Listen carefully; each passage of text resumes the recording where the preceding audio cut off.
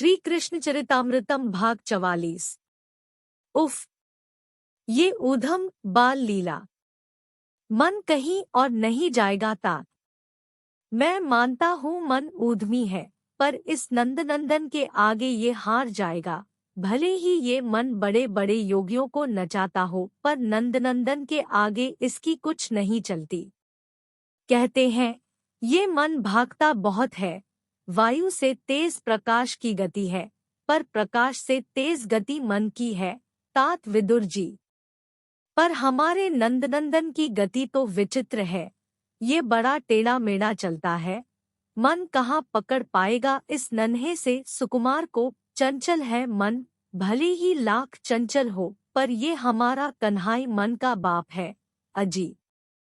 फंस जाएगा बुरी तरह ये मन, बंध जाएगा उस नंदनंदन की पीली पीतांबरी में, कस देगा अपना कन्हैया मन को।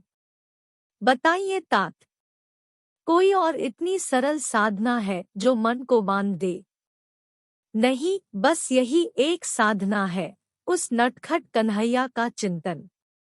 उस चंचल का चिंतन करो, उस चंचल कन्हैया के लीला रस में डूब जाओ, मन अपने आप बंध जाएगा। दौड़ेगा मन, इधर उधर भागेगा मन? नहीं तात, उद्धव बोल रहे हैं, कन्हैया बराबर ये दौड़ पाएगा। विदुर जी बहुत प्रसन्न है उद्धव से, तुम्हें क्या दूं मैं? उद्धव, तुम मुझे अमृत का दान दे रहे हो, ये लीलामृत है, इसके बदले मैं तुम्हें कुछ दे भी नहीं सकता, क्योंकि मणि के बदले कांच नहीं दी जाती उद्धव।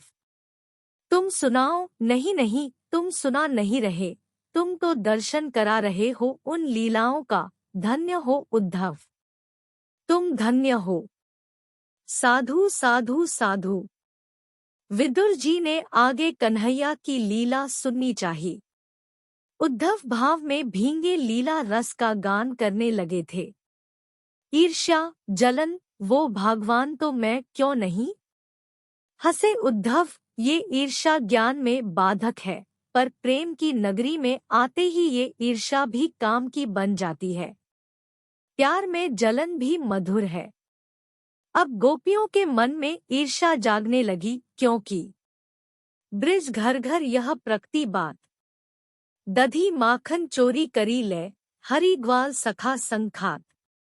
प्रभावती के यहाँ माखन खाया यशोदा के लाल ने, फिर दूसरी गोपी के यहाँ भी, और ये सब अन्य गोपियों को बता रही है। गोकुल में बात फैल रही है, अन्य गोपियां मन में सोच रही है, भगवान है ये गोपी तो, जिनके यहाँ कन्हैया ने माखन खाया, वो नीलमणि, वो सावरा नन्हा सा सुकुमार, उफ। ऐसा विचार करती अन्य गोपियां, और उन गोपी से जलती जिनके यहाँ कन्हैया माखन खाने गए, मेरे यहाँ कब आओगे? आ भरकर गोपियां विधाता को मनाती, मेरे भाग जगा दो, मेरे यहाँ नंदलाल को बुला दो, उनकी यही प्रार्थना होती। ये सुबह तुलसी में जल चढ़ाती, तो यही मांगती कि मेरे यहाँ कन्हैया आ जाए। सूर्य को जल देती तो यही कहती, मेरे घर आज कन्हैया को भेज दो। फिर कल मैं भी यमुना किनारे चटखारे ले लेकर कन्हैया के बारे में सबको बताऊंगी। अपने कुल देवता को मनाती तब भी यही कहती, कन्हैया मेरे घर आ जाए। एक गोपी है सुबला, ये अन्य गोपियों से थोड़ी तेज है, मैं तो पिटाई करूंगी, मेरे यहाँ आया तो कन्हैया। हाय, तू उस फूल से कोमल कन्हैया को मारेगी।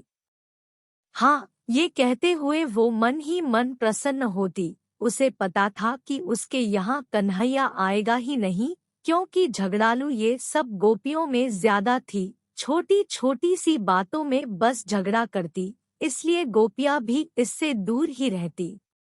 मन ही मन सुबला कहती, मेरे यहाँ तो कन्हैया कभी नहीं आएंगे, पर आगे तो। पता नहीं क्यों उसके मन में ये विचार उठते ही गुदगुदी सी होने लगती, वो आनंदित हो उठती, पर ये भाव किसी के सामने व्यक्त न करती, बस मन ही मन मुस्कुराती कन्हैया के बारे में सुनकर। एक दिन सुबला प्रभात की वेला होने जा रही थी। यमुना से जल भर कर ये लाई थी। गोष्ठ में गोप चले गए थे और गोष्ठ से ही यमुना स्नान के लिए। घर में उस समय कोई नहीं था। सुबला घर में आई। कन्हैया कान्हा रे, कन्हैया कान्हा रे गुनगुनाती हुई मटकी में जल भर कर ले आई थी। रसोई में जल रख दिया। जल रखने के बाद भी गुनगुना ही रही थी, पर वो एकाएक चुप हो गई। उसे लगा कि गोरस वाले कक्ष में कोई है। पहले तो उसे लगा कि बिल्ली होगी, पर कक्ष से जो सुगंध आ रही थी वो मन मोहने वाली थी। गवाक्ष से उसने झांका। उफ! पहले तो उसे अपने नेत्रों पर भरोसा ही नहीं हुआ, पर आंखों को मलकर जब देखा तो चकित थी। नील सुंदर श्याम पीतांबरी ओढ़े हुए, नीचे काचनी बांधे, मोर का पंख सिर में, अधर गुलाबी, श्रीअंग से ही सुगंध की वयार चल रही है, और ये सुगंध ऐसी कि किसी को भी मदहोश कर दे।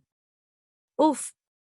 वो सुबला देखती रही। अत्यानंद कारण जड़ जैसी हो रही थी वो। उसे कुछ समझ नहीं आ रहा था, वो बस देखती जा रही थी। नीलमण आगे बढ़ रहे थे। दीप के उज्जवल प्रकाश को अपनी फूंक से बुझा रहे थे। कई दिए थे, बारी बारी से सबको बुझा दिए। उनकी सुरभित श्वास। उफ! सुबला देख रही है। सारे दिए बुझ गए थे। अब निश्चिंत हो गए लाला कि उन्हें कोई देख नहीं रहा। माखन मटकी के पास बैठकर प्रसन्न मन से माखन खाने लगे थे। अब सुबला ठगी सी देख रही है। उसके देह में रोमांच हो रहा है। प्रेम के कारण वो काँप भी रही है। मंद मंद मुस्कुरा रही है। नेत्रों से उसके अश्रु बह रहे हैं। कब तक नंदनंदन का ये भोग चलता रहा उसे कुछ पता ही नहीं। उसके लिए तो क्षण भर का ही था। मटकी खाली हो गई थी माखन से। अब बड़े प्रेम से वे निकले बाहर, और जैसे ही बाहर निकले सामने खड़ी है सुबला।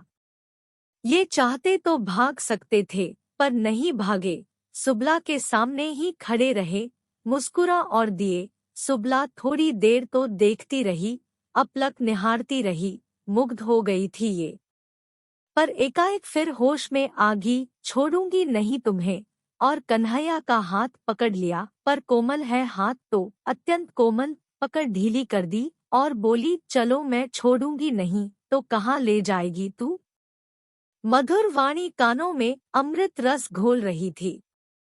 ब्रिजरानी के पास वो तेरी पिटाई करेंगी। चल, कन्हैया की और ज्यादा देखने की भी हिम्मत नहीं है इस सुबला में।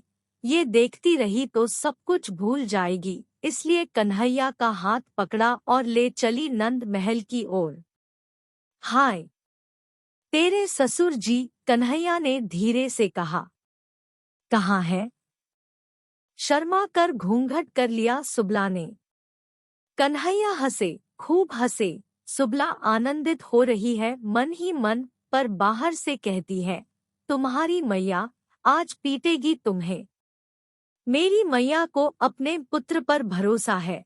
खिलखिलाते हुए कह रहे हैं, अच्छा चल तो बताऊंगी कि मेरे घर तेरे लाला ने चोरी की है। तुझे दया न आएगी? कन्हैया फिर मासूमियत से बोले, तू तो मेरी है ना सुबला। फिर हाय!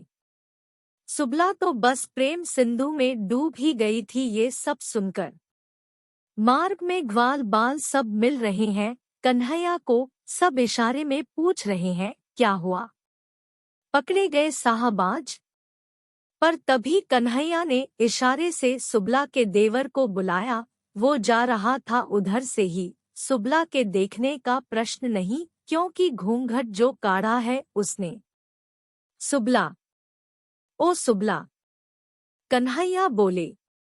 हाँ, क्या बात है? सुबला ने पूछा। मेरा ये हाथ दुख रहा है, दूसरा पकड़ ले, कन्हैया बोले।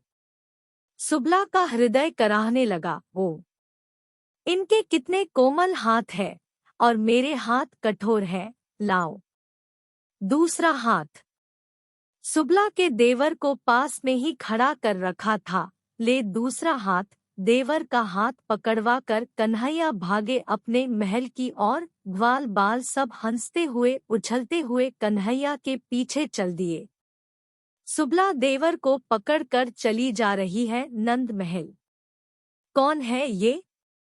हंसती हुई गोपियां मार्ग में सुबला से पूछ रही है। कन्हैया, देखो कन्हैया, आज मेरे घर में चोरी की है इसने। सब गोपियां कहती बाबरी हो गई है ये। सुबला देवर को पकड़ के कहती है कन्हैया को पकड़ा है। इस तरह नंद महल में पहुंच तो गई सुबला। अब आगे? ब्रिजरानी, निकलो बाहर। देखो, तुम्हारे लाला को पकड़ कर लाई हूँ। कन्हैया ब्रजेश्वरी की गोद में बैठे हैं और हंस रहे हैं, खूब हंस रहे हैं, ताली बजा बजाकर हंस रहे हैं और इशारे से अपनी मैया को कह रहे हैं, देख मैया, पीछे किसे पकड़ कर लाई है। अब तो ब्रिजरानी भी हंसने लगी। सुबला बोली, पिटाई नहीं करोगी ब्रिजरानी अपने लाला की? ब्रिजरानी ने अपनी हंसी रोकी और बोली, यहाँ ब्रिजराज नहीं है, न तेरे ससुर हैं। घूंघट खोल और देख।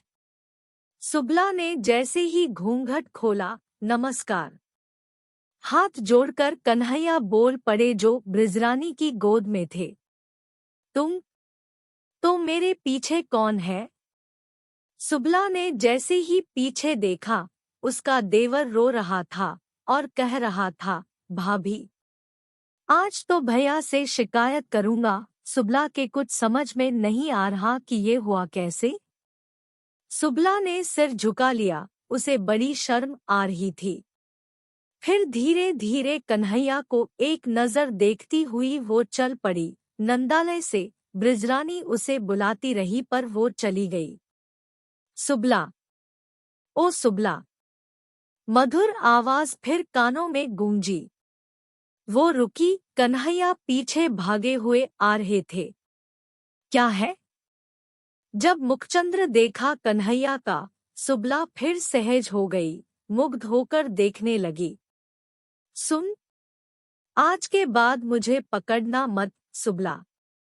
आज तूने मुझे पकड़ा तो मैं तेरा देवर बन गया, फिर कभी पकड़ा ना तो मैं तेरा खसम बन जाऊंगा। ये कहते हुए कन्हैया भागे पर सुबला तो बाबरी सी उस रूप माधुरी में डूब गई थी। वो खड़ी रही, वो देखती रही, फिर हंसने लगी। देवर जा रहा था, उसे बुलाकर पीटने लगी और खूब हंसती जा रही है।